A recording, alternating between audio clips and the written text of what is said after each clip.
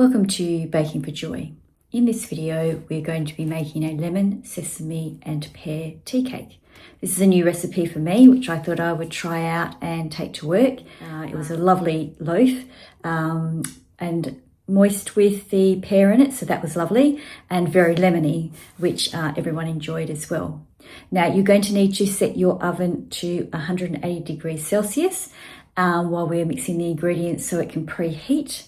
And you're also going to need a loaf tin. So the dimensions of the loaf tin will be in the instructions below.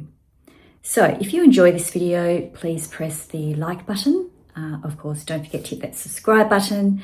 And please make sure you check out the other recipes I have on my YouTube channel.